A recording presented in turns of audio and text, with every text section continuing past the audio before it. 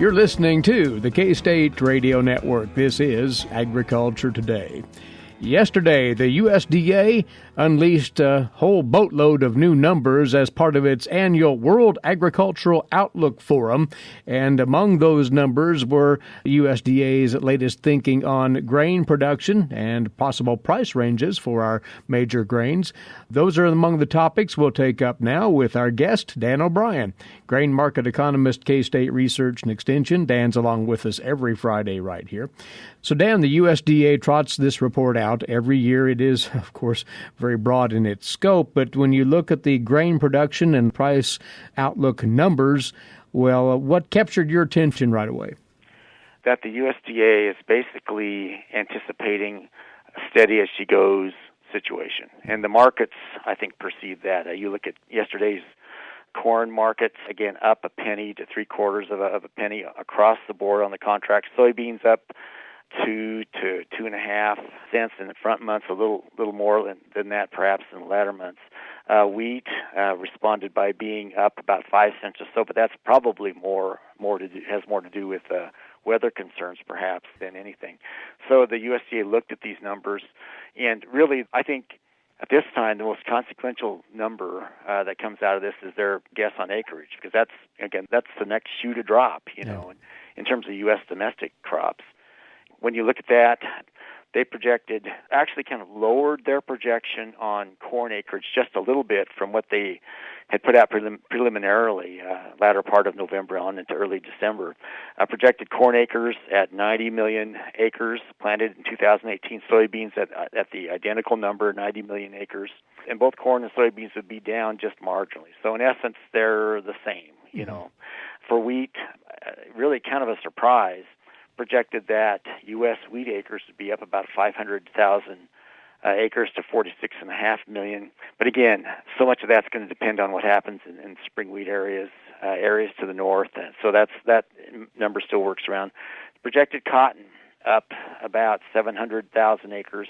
They did project other feed grains to be about 12.6 million acres, 10.7 being the number last year.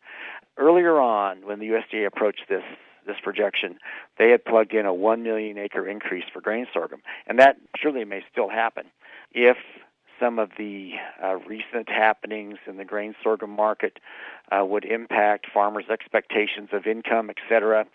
That number could shift around. I would think if there was any decrease in that grain sorghum number, you're probably looking at some at least competitive trade-off between other feed grains, in particular in our neck of the woods, probably corn out in the non-irrigated areas and lower well-capacity irrigated areas. But the China factor's still in play here, you're saying. Yes, and actually, when you look at the latest numbers, just to take a quick detour into that, China still has, even after all this tariff stuff that's happened, et cetera, and the price adjustments, there's still, by the USDA's latest set of numbers, still about 66 million bushels of grain sorghum pre-purchases still on the books to China in particular, still 108 for all countries, including the other major buyers, Japan and Mexico. So those numbers are still there. Now, again, they could be canceled, but I guess it still holds up the possibility that tariff could still be a temporary situation. But what's surprising about it is that the buyers from China in particular, and again, they're buying that for feed purposes, for domestic alcohol production, for other industry uses. They haven't just flat canceled everything. Mm-hmm. So those numbers are still there, and we'll see how that unwinds. At least what's come out so far hasn't, in terms of how the industry in China is responding, hasn't been enough of a factor for them to actually cancel many, or if any, at least with our latest numbers, any of their forward purchases. So that's something to watch. Well, Dan, as part of its report yesterday, the USDA, in its Outlook Forum write-up, did put out what you might call a checklist of things that might generally improve income from grain production here domestically. They put out that checklist because their price projections were docile. Not much change. They did project wheat up a dime from $4.60, season average prices up to $4.70 in this 18-19 marketing year. Corn up a dime, $3.30 to $3.40. Soybeans down nickel, down to $9.25 from $9.30. They made those changes, but then felt compelled to put a caveat out. It is an admission that, well, basically we've projected things to move pretty steadily forward. We're not anticipating any major changes, that demand won't shift around, or we're not factoring into this any major weather problems. In fact, probably even it's a question of whether even they really even have the South American problems we have now factored into great degree in these projections. First of all, they identify global demand with the indication that global GDP growth could boost demand in buying countries, and that would affect food uses, could affect feed grain uses also for fuel, et cetera, if they have bioenergy programs, so that's something.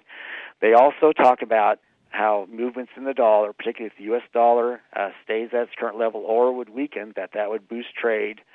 They do discuss the idea of how if positive moves are made in terms of trade negotiations from here on into the future, that we could have better market access for our U.S. crops, and so that would be positive.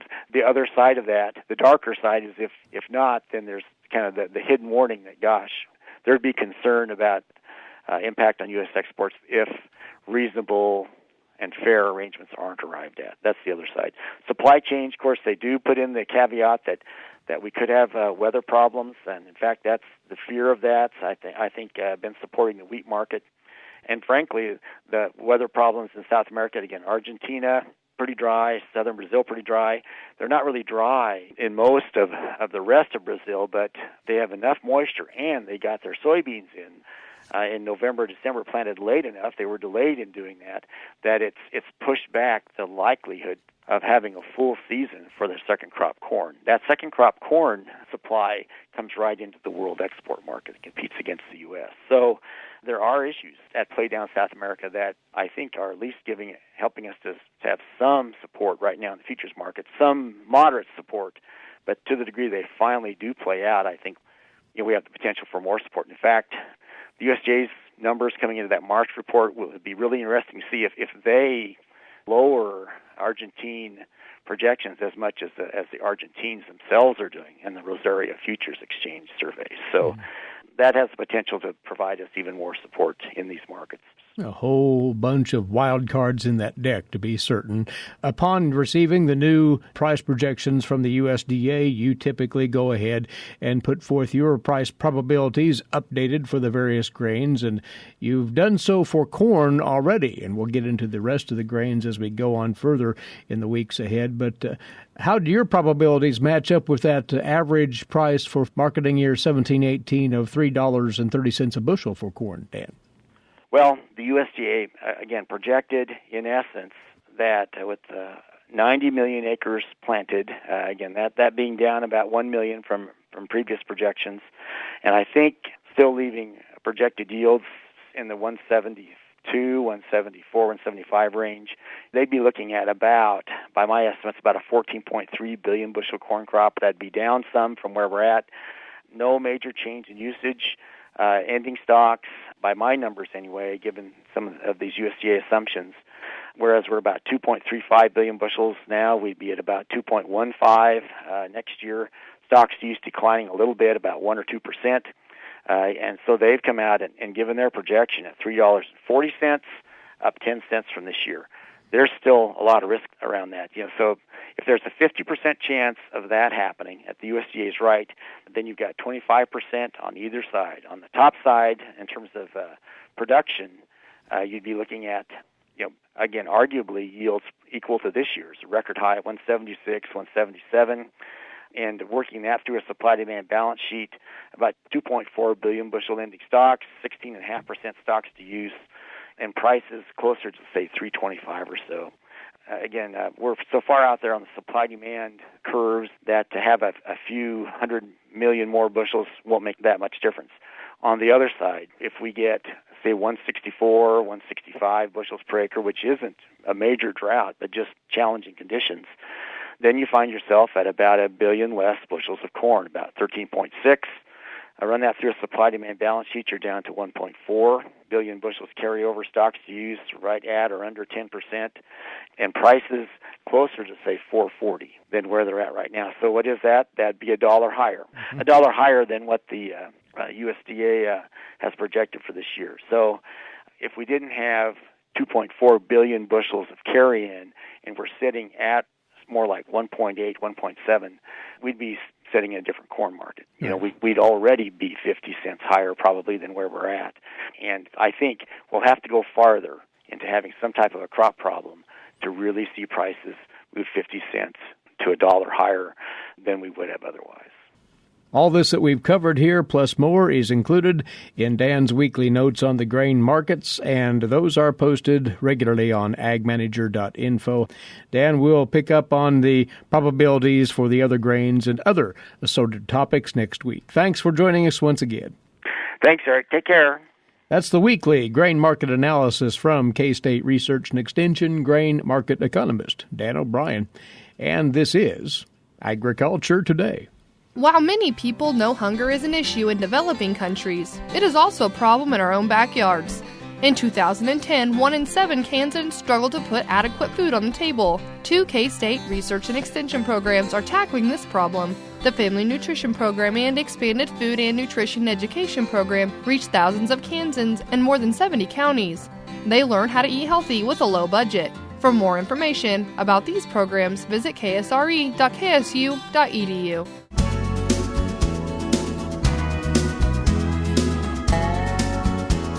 You're listening to Agriculture Today. And up for a look now, a new analysis out of the Agricultural Economics Department at K-State, and this time, the role of the lower horsepower tractors, or utility tractors as they're often called, in today's modern agricultural operations. This project was undertaken by one of our guests now. He is Jared Cullop, a graduate researcher in the Department of Agricultural Economics at K-State, with assistance from Terry Griffin of that same department. And among the others collaborating on this, Ajay Sharda, precision agricultural engineer with K-State Research and Extension. Well, Jared, explain this area of interest here and why you were looking into it. Where those lower horsepower tractors fit into our commercial agricultural operations. Yeah, well, thanks for having me, Eric.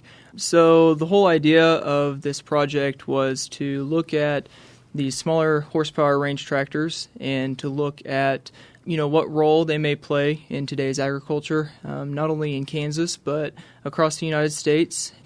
What we did is we looked at the Mississippi State Budget Generator. It's a different program that Terry was familiar with that helps us to link different horsepower categories with horsepower requirements for different implements within different cropping systems, whether that's row crop or vegetable crops or forage, or those were the 3 that we focused on within this research project. But what we were trying to get at was what is the link and what is the requirement for those implements and what specific tasks are able to be performed by these smaller utility-sized tractors. And to define, when we say utility-sized tractor, you're talking about a horsepower of? Probably around like that 50 horsepower to maybe up around 120 PTO horsepower is kind of what we're looking at there.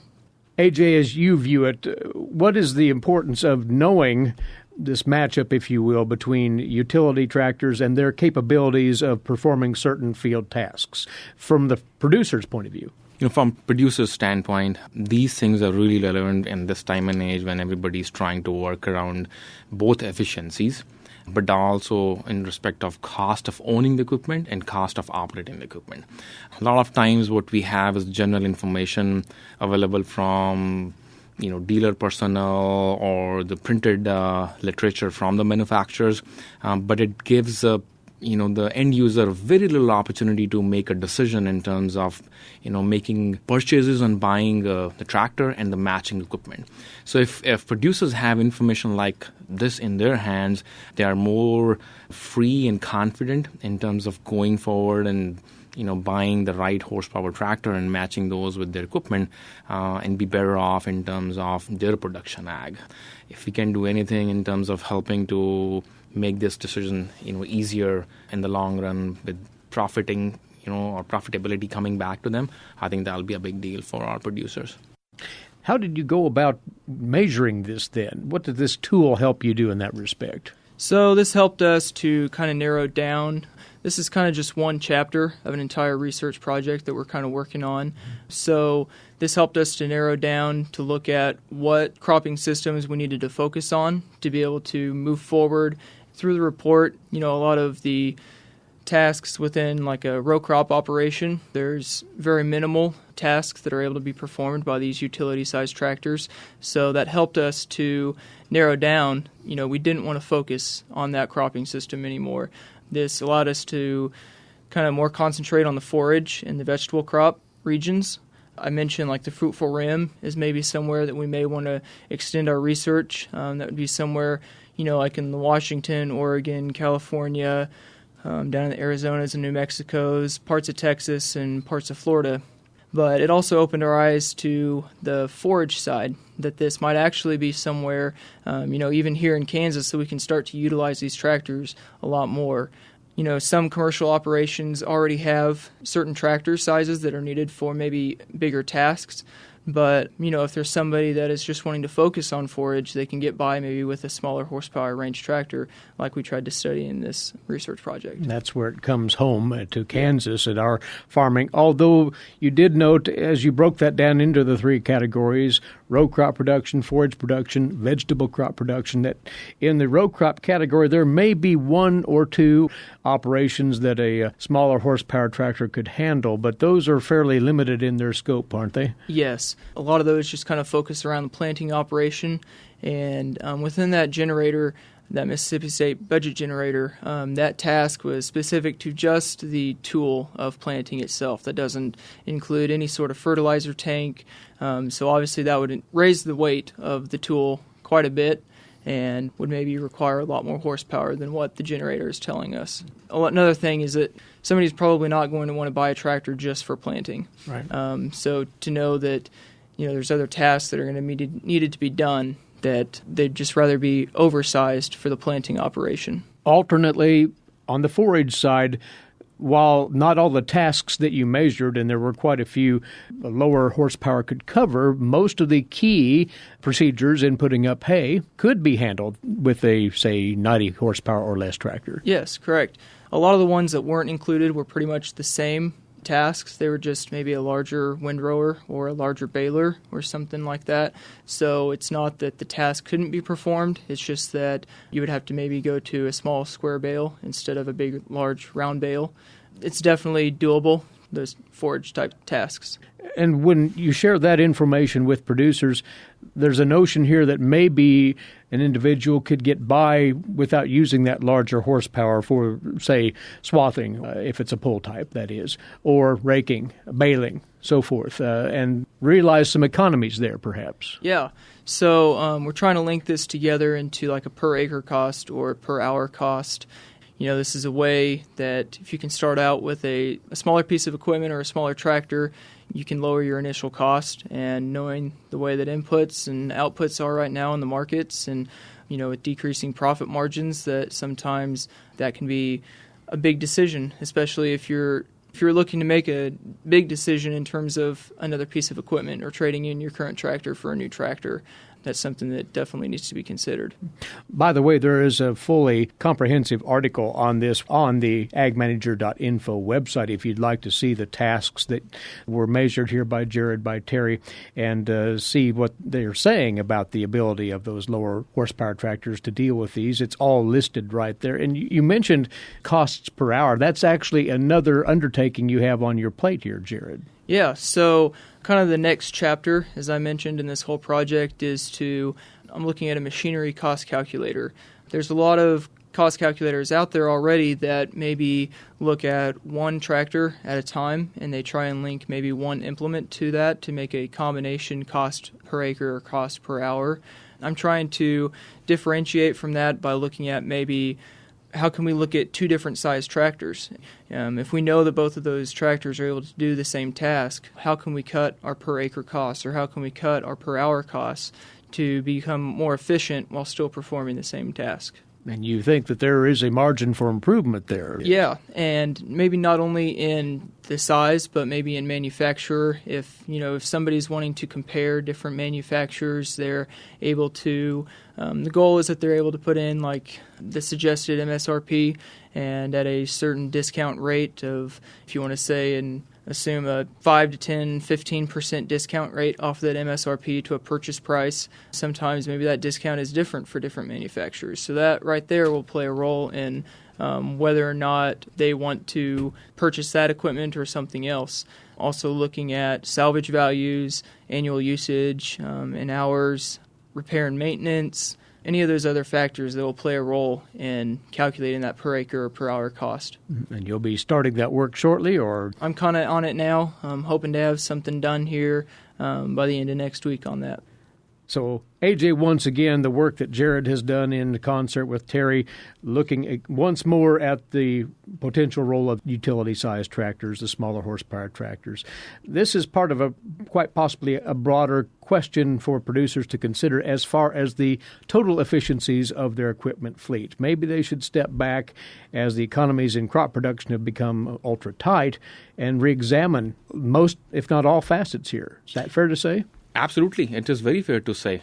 I think the size of the tractors and the machinery is growing to a point where both manufacturers and end users are thinking, okay, so what's next?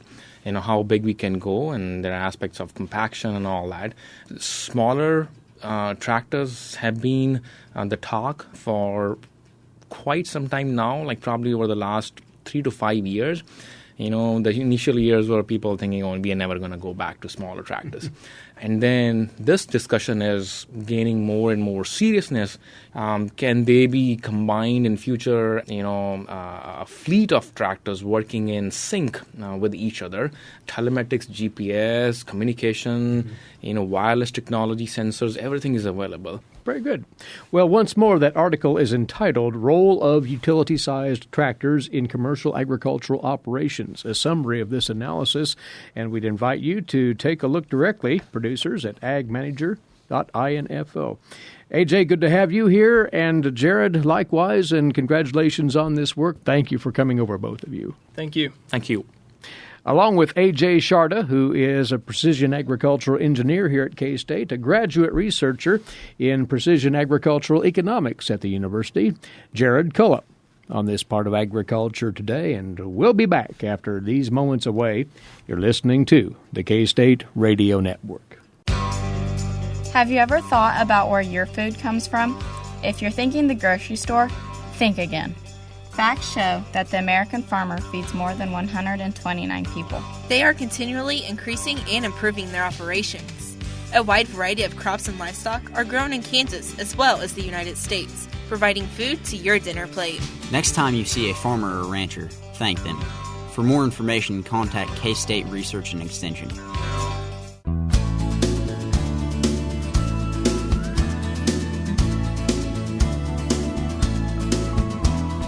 Closing out this Agriculture Today, it's our visit once again with K-State Research and Extension climatologist Mary Knapp, who each Friday recaps the Kansas agricultural weather story for us and looks ahead to the forecast for next week and beyond. And this past week, Mary, we had a wintry mix throughout a good share of Kansas, and that put a chink into the dry weather pattern, at least for the time being.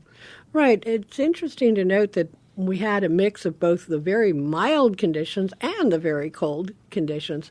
The weekend was kind of a nice synopsis for that, where we were in the 60s.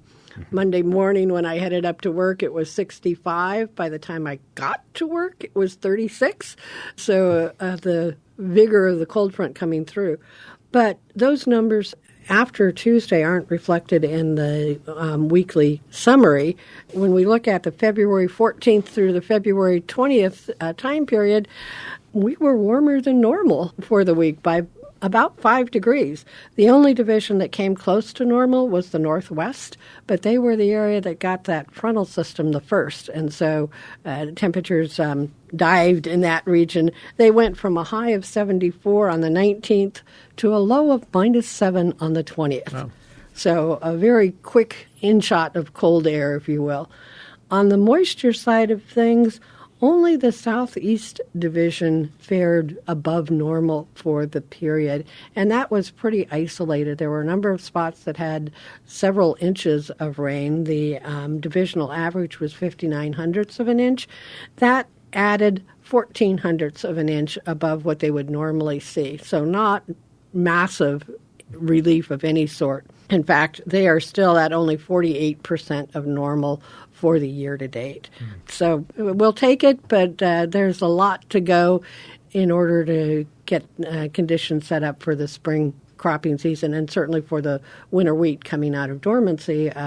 We need more, and we need it to be in a nice, even pattern. We don't want the kind of problems that the Ohio River Valley is expecting, where they've had 5 to 6 inches of rain this week, and they look at another week of the same totals in that area, which is going to, of course, create a lot of flooding problems. And the pendulum can swing too far the other way, as we all know. So the drought monitor, the latest version of it, does it indicate that the dryness is spreading in Kansas? Yes, we did have a jump from abnormally dry to moderate drought, where we extended that dryness into the northeast and further into the central area. There wasn't any expansion in the severe or extreme drought category, but there was no contraction in that either. So we're gradually moving those dry conditions further north and further east. The rains that we've seen in the latter part of this week are not likely to erase any of those expansions, but it's likely to hold off any further deterioration of conditions. There's simply not been enough moisture to override the deficits that we've built over the winter. So as we look ahead and hope for at least occasional opportunities for moisture, those might be in the offing this week, you say? Right. We look like another repeat of the pattern that we've had this week. A mild weekend is in store for most of the state. Then we have the next round of systems coming through. Looks like in the eastern part of the state, the system coming through on Wednesday will be mostly rain rather than freezing rain. But as we get towards the end of the week, there's another chance for winter-type precipitation, and the question will be what kind of mix is it? Is it the freezing rain, sleet, snow? There's a lot of uncertainty in that. They are seeing some snow expected in northwest and north central Kansas to start the weekend. So again, it's a pattern where we're getting these systems rolling through, producing a little bit of moisture, a brief relief in the temperature, and then a second system coming through. And there are a number of systems stacked on the west coast that'll have to make their way across the country. Question is, how far south do they dig? Mm-hmm. The other thing that we've been watching, and we've talked about this in the past, there is some chance for moisture in Southern California. And those are the systems that tend to bring more moisture into the Central Plains. And so we like those. The temperature extremes are not quite so cold, and there's generally more moisture in advance of the system, so it's more productive, and we actually squeeze, instead of a trace of ice, we are more likely to get a tenth of an inch or so of moisture. But for the near term, the precipitation map says that there may be extreme parts of Kansas that'll see upwards of an inch of rain, potentially. Right. Again, when we look at the quantitative precip forecast, which looks at how much water might be produced by these systems, only the southeastern corner is going to tap into the heavy moisture from the Gulf. Most of that's going to go through southeastern Missouri into the Ohio River Valley. And that southeastern and eastern corner of the state may see as much as an inch. As you move a little bit further west, say kind of at the Lawrence border, you're looking at 3/4 of an inch. Get into the Manhattan towards Hayes, we're looking at about 1/4 of an inch to 1/2 an inch. That continues across the northwestern part of the state, but as you go into the south central, again, somewhere between 1/4 and 1/2 an inch, but in southwest, you've got a border along the Oklahoma line that may see may see 1/100 of an inch, but not likely to see much more than that. So again, the areas that are in the greatest need are not likely to see as much out of this next system or this next series of systems that are expected. And our temperatures, more of this up and down pattern? Probably will continue a little bit more of that up and down pattern. We're looking for highs in the 50s over the weekend, may reach the mid-60s. Lows are going to drop down into the 20s, so that's not going to be any rapid warm-up. It'll be a couple of days of milder temperatures. We may see a little sunshine, which would be nice, but it's not expected to last very long. Mm-hmm. And indeed, last week the March outlooks were released, and the tendency is towards cooler than normal for the northern two-thirds of the state. So only the southern tier of divisions is expected to be equally likely to be above or below normal, but the northern part, that's slanted towards the cooler pattern. Mary, thank you. Enjoy your weekend. Thanks, Eric. With us here, Mary Knapp, Research and Extension Climatologist at K-State, and that closes out our Friday edition. Thanks for being along with us, and do enjoy your weekend as well. Eric Atkinson here. This has been Agriculture Today over the K-State Radio Network.